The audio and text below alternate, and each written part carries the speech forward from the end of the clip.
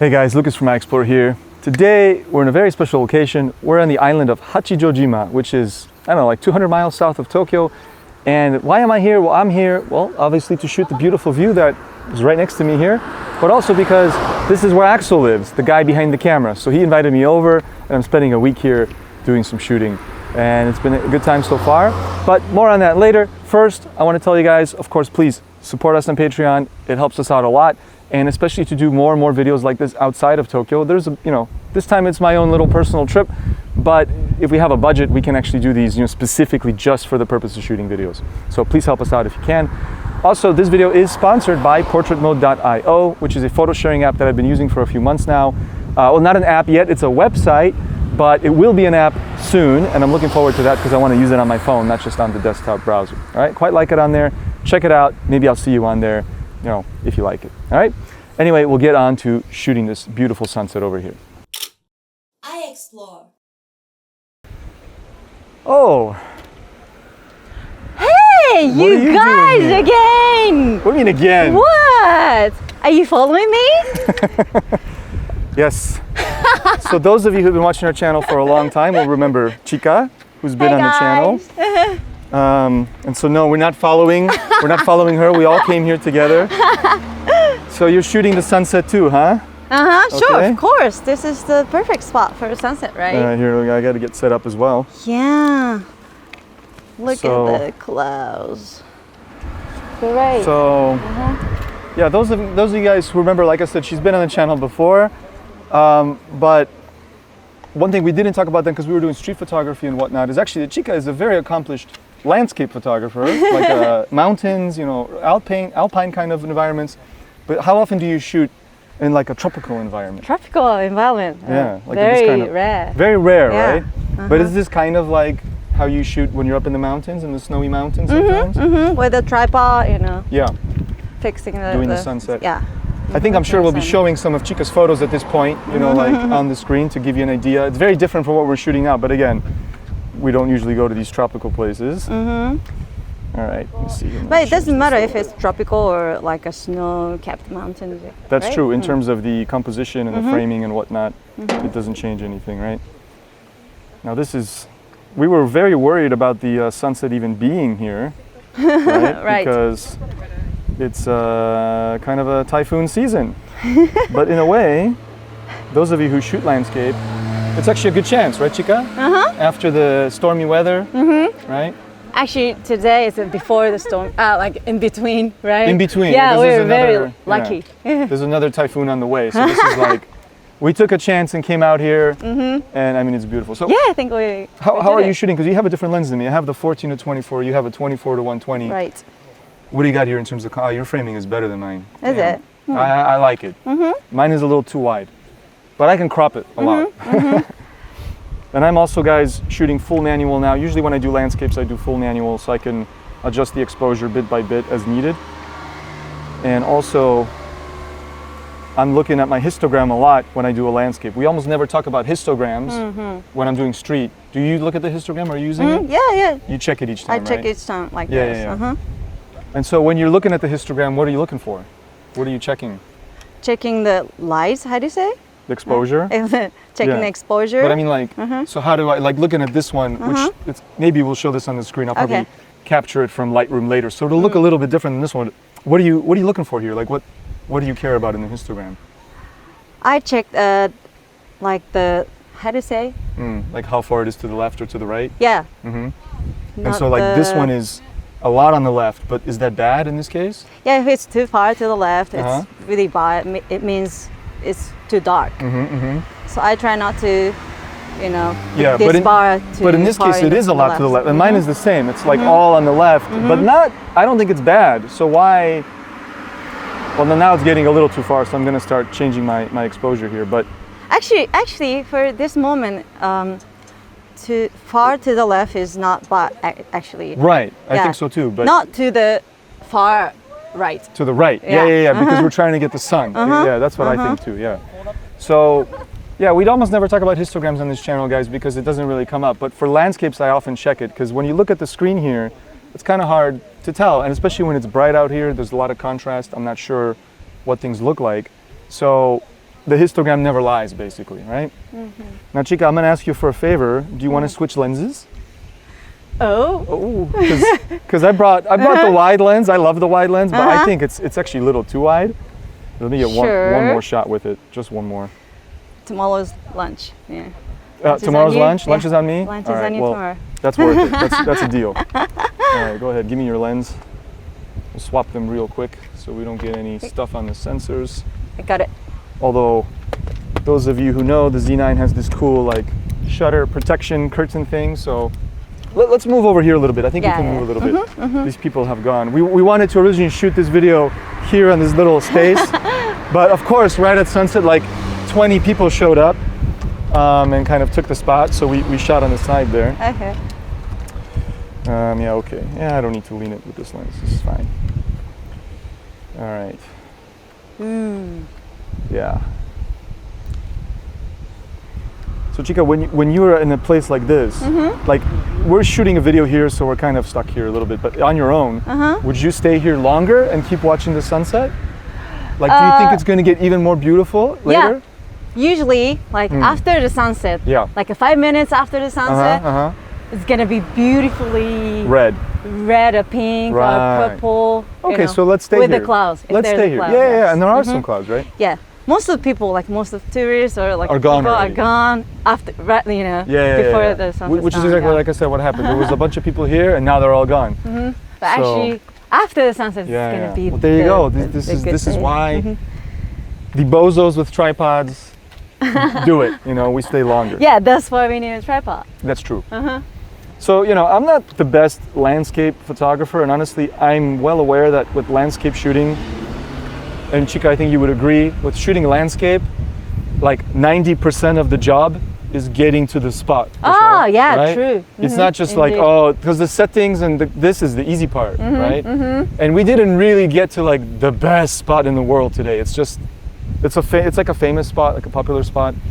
But still, like it's still beautiful, on this island, yeah. But in terms of like composition, I'm not sure. Like, how have you been framing it? So are you kind of getting the mountains on both sides? I put the island in the middle, yeah. Yeah, see, I kind of don't like that. I don't know. Because I have a white lens. Well, I mean, but even when I had it, I wasn't really liking that composition. I don't know. I will say this is my first time, guys, using the Z9 like for basically like actual real landscape photography. And I mean, it feels great. It focuses really well. Like sometimes I find cameras will have a difficult time focusing on stuff at infinity. Like that mountain is very like hazy, right? So some cameras, in my experience, will sometimes struggle to focus on that. And if you focus on the clouds, for example, in the background, then it will really struggle because the clouds are like really soft. And even the Z9 struggled a bit. So you got to give it the right thing. Like it still got the focus. When I say struggle, I just mean it hunted for like a second. But overall, it's doing very good. And then, dynamic range seems excellent. As I said, the histogram and whatnot looks awesome. To me, I'm underexposing things a little bit because I want to make sure I got the color in the sky more than the foreground, because the foreground is just black anyway. Right? So are you kind of doing the same stuff, more or less, that I'm describing? I love this line here from the sunset. That's really beautiful. I saw that. Yeah. And one thing I forgot to shoot, because we got so excited about the sun, is the jungle down here. Right. So I'm going to do a couple of that real quick as we wait for the light, because this jungle is awesome. Of course, then the exposure needs to be totally different. So I'm going to shoot just the jungle. 1.3 seconds exposure.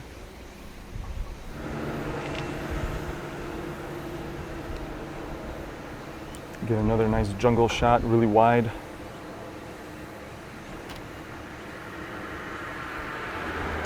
Maybe for a shot like this, I'll turn on the timer. Okay. All right, so now back to the sunset. And maybe this is a case to do an HDR. I don't know. Chica, do you ever do HDR? Like a bracketing, Not really, but sometimes. Yeah, I don't do it often either because honestly, it's kind of a pain in the ass.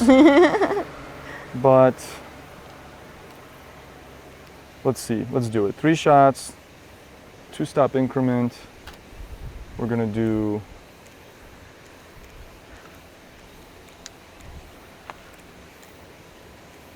let's do the middle one here.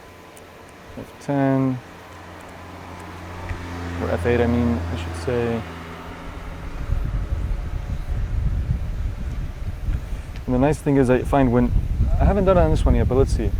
Usually when you set the timer on and then you use bracketing, yeah, then it does all the shots in your bracket setup in a row. You don't have to press it each time. So there we go. I got a 0, a plus or a -2, and a +2, and then maybe that'll turn into, right? Maybe that'll turn into a good HDR. The colors are all wrong, but that's fine. I can live with that.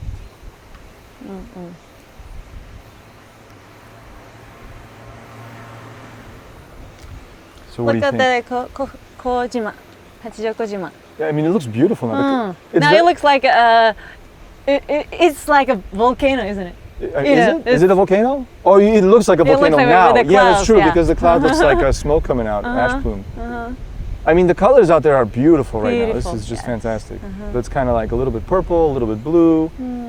Yeah, bracketing is also nice even if you're not doing HDR. It's worth doing just to do, because then you have some options maybe for your editing when you're editing RAWs. Probably not as much as I'm bracketing, like 2 stops apart between shots. But yeah, there might be like, a sweet spot in there that I can use then just to edit the one shot on its own without, without worrying that it's over or underexposed if I just do a single shot. But anyway, enough bracketing. I find it kind of annoying. And then when you do the bracketing, you end up with a ton of shots. That's the other thing. You have a ton of photos that you then need to work through, and it's just more data on your computer. So I'm a little bit not a fan.